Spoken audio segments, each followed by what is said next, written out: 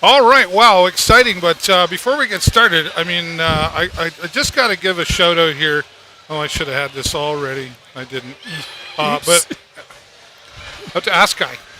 Okay. I normally say that slow. Yes. Ask Guy. Ask Guy. Otherwise, it sounds like. Yes, we know what it sounds like. Guy Langevin from AG Event Graphics and Ask Guy. You didn't even notice my new face. Oh, hang on. What the heck? So that's from our friends at Ask Guy. Thanks so much, Guy. They've been a supporter even before, like 11 years supporter of the show. Sweet. So really appreciate them. They do a lot in the community. They do. That's awesome. Absolutely they do. All right. Well, very interesting period there. I saw most of it. I had to walk away for a little bit, so I'm counting on you. But Christian Kyrou there with his first goal with the Sarnia Sting. I did catch that, and that was wow. Yeah, and it's what we've got going on here is the difference between earned runs and sort of like unforced errors. Right. You know what I mean? You're seeing the holes filled out there? Yeah. Well, yeah. You know, I mean, I think. Oops, sorry. Have I got you somewhere? You got me. There we go. Oh, I do too. Yeah. So it's being filled up. Yeah, I think what this is. It's been a solid team so far. I really like the hockey we're playing. We got guys doing their job from everybody. You're happy, right? And at the most part right now, I would say absolutely. Everybody's. They're carrying the puck well, and they're controlling the puck. You know what I mean? So I mean, which is something if we looked at turnovers, which we've talked about quite a bit lately, we're down to probably half the turnovers that we would normally have in a game, and it's showing. It shows 24 shots for us versus 18 for them. Yeah, and the which is even bigger than our first period there for sure. Absolutely, like almost double. Yeah. And well, that's something we talked a lot about too. Is the control of the puck? You've been saying got to get control of the puck. I've seen a few. I call them the skate passes. Yeah. We've picking it up with the skates a couple of times, but good recoveries from those. So sure. I mean that's going to happen. But when it does, you have to know how to recover from that, and I think they've recovered well from some of the errors that I have seen out there. Yeah, and again, another period of Suzuka standing on his head, right. And both of these goaltenders are trying to keep play moving by not, sort of catching or putting their, hand on the puck all the time, right? Yeah. And stopping the play. They're keeping it going, which is giving us opportunities for more rebounds after you get a couple of good shots on goal. Yeah, okay. I'm going to kick you out for just a moment here. Kick away. If you want to go, I'll wave him over. Okay. This fellow here, we got to sit. Yeah, come on over. All righty. Well, but don't go away. We'll have you back here, I'm sure. For sure. Yeah. There we go. So, there we go. A special guest here. Hello, welcome. How are you? Eric, I'm just going to fix you. Yeah, there you go. A little bit right there. Thanks so much for being here. A friend of a friend told me about you, and we had a brief meeting there. So officially, nice to meet you. Nice to meet you, too. Eric Olson, right? Yes. And if you can tell, he's not from around here. It's us that has the accent. Yes.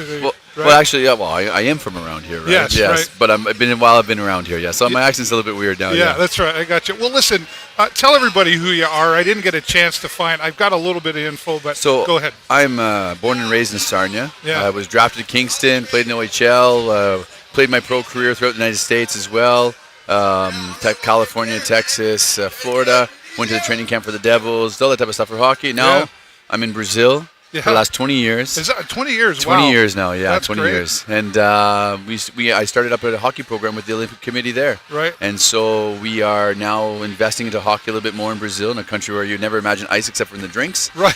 But yeah, I know. So we're doing this, and actually I brought a group of young developing hockey players for our international hockey camp here that I put together for them that we're going to do yearly. here in so Sarnia. they're here from Brazil as They're well. here in the Molson box The over there, Molson box. Awesome. enjoying it and having a first experience with OHL hockey and NHL hockey. We're going to watch some Wings games, so it's going to be awesome for them. That's fantastic. I think, for 20 years, you've obviously been able to stay with something you love.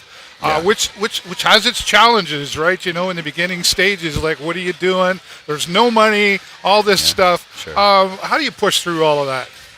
Let's be honest. The biggest thing in Brazil is equipment. Is the biggest thing, to be honest. We actually have some decent investors, and plus the Brazil government itself has invested into hockey, so it's wonderful. Right. They're going to be paying for us to be participating in other development cups that they're going to be coming up to for adults between 17 to 22 or 29. Sorry. So they're going to be doing this as well.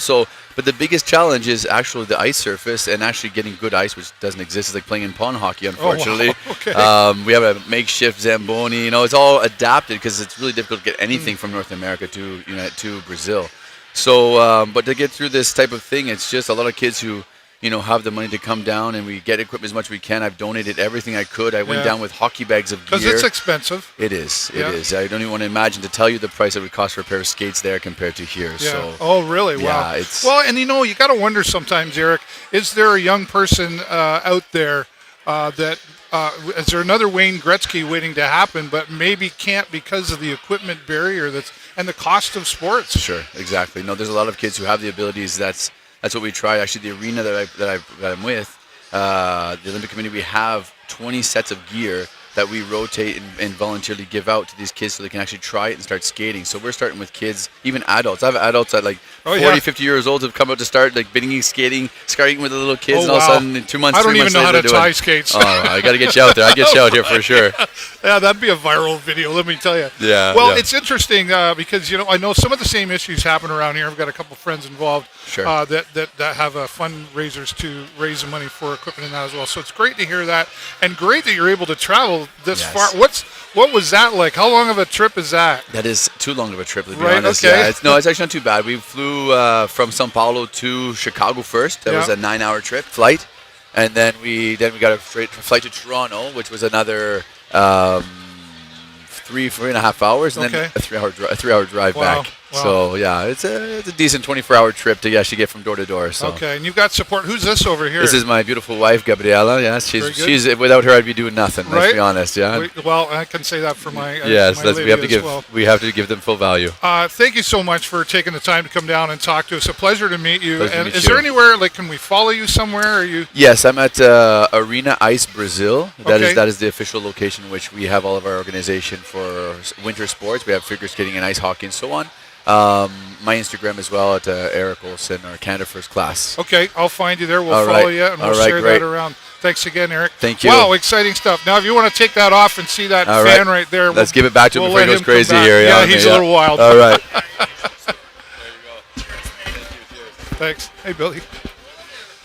So there's Eric Olson. So he's over here from Brazil. He's been involved. He's originally from Sarnia. Okay. He's played all over different hockey leagues. And they've got several young fellas up in the Molson box tonight watching the game. But they're over here, traveled from Brazil. He was talking about how expensive it is over there. Oh, wow. And they're playing pond hockey type ice and whatever. Sure. So this is a great experience. So it was a friend that texted me and said, hey, you got to meet. Anyway, and we ended up having him here, and his wife's here as well. So great shout out to them. We'll be following along. Okay, so we got a couple minutes left here. Back to the game. Did you like the pace that time around? Well, again, I think we're running at a bit of a slower pace than we have. Yeah. But I don't necessarily think that right now that's a bad thing. Well, I was going to say, is speed always the necessity? No, I mean, I think I think it's as simple as this, Dave. When you're playing, depending on the team that you're playing, you know what I mean? I think that for the teams that play fast and loose and a little more aggressive, if you can keep them running, you can keep that aggression down by pushing the pace of the game up. You know what I mean? Yeah, I do. And I think, but Erie isn't in that same category, I don't think, necessarily. Okay. And, something I noticed out there, too, I mean, you look at the shot clock again, is, we talked a lot about, we've been short passing, short we've been seeing longer passes coming Much. past the blue line, almost from the red line a couple of times. And you can do right? that better And when you've got control, that right? shows a different absolutely. accuracy and control, right? And that helps with the passing as well. The long passing looks like something they've worked on out there. And, let's talk about mindset and excitement, quite honestly. I think the team's got to be excited with Christian Kyrou coming on board. They had to go, wow, this is awesome, right? He certainly infused something in the Sting at the moment. And I love it. I mean, this is the kind of hockey I'd like to see a little more often. Well, and we got some guys that are really taking some shots, controlling the puck, and doing the job that they're supposed to do. I love that. When that stuff comes together, you end up at 3-1. Well, and that's where we're at, and 24-18 for shots on goal in our favor. So we're seeing some of the Sarnia Sting we've been waiting to see for a long time. Let's see if they can keep holding it together, and the next period will tell. And we'll of course we will have post-game press conference this time. You never know who that's going to be, but for now, that's it for me. David Burrows here live from the Sarnia Sting concourse, and my good friend Jay Peckham. Go Sting, go!